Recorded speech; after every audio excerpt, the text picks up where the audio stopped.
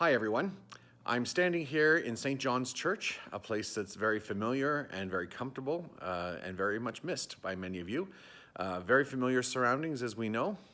The only thing that's different is that most churches would not have purple on their altars in May, as Lent has far come and gone and Advent is still off in the future yet. However, as we know, this year so far is not one that's going to be forgotten very easily, and one where all kinds of exceptions happen. Outside, I don't know if you can hear it right now, but there's a grounds crew that's cleaning up the yard around here, getting it ready for spring and summer. Very typical. Everything looks normal, but we know that's not the case. Inside the church, the pews have been empty for quite a while, and we're not used to that.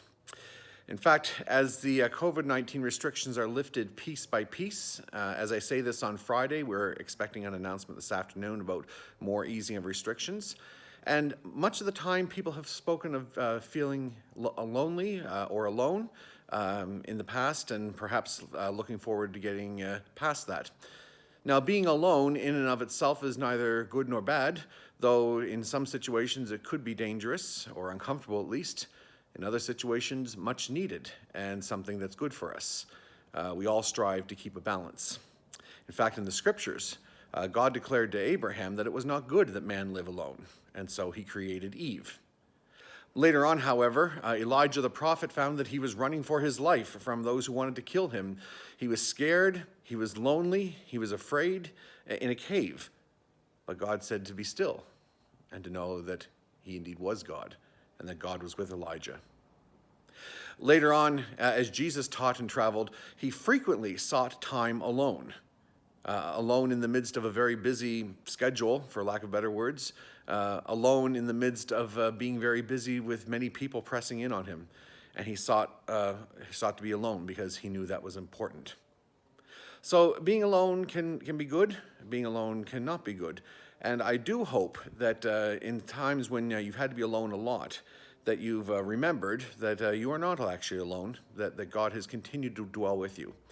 That sounds rather cheesy, maybe a little sanctimonious to some people, but it's something that people of faith cling to as a main tenet of their faith, that God is everywhere, all the time, that God is bigger than anything, including viruses, including restrictions on free movement in society, and sometimes that's okay. And if we have needed this for anything beyond what we understand, then maybe God has granted us a gift. We don't know for sure. We seek to understand, but our poor little brains are just not the mind of God. And so we continue to wonder, to ask questions. Hopefully some of you pray about this, to ask what this all means. It's certainly not over yet.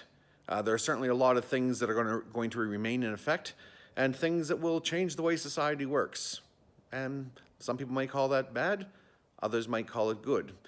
But there will be a balance in that as well. And that's what we're sought or shown to find as God speaks to us through scriptures, through prayer, through intuition even.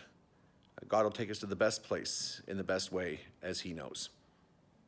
Take care, everyone, and I hope to see you soon. God bless you.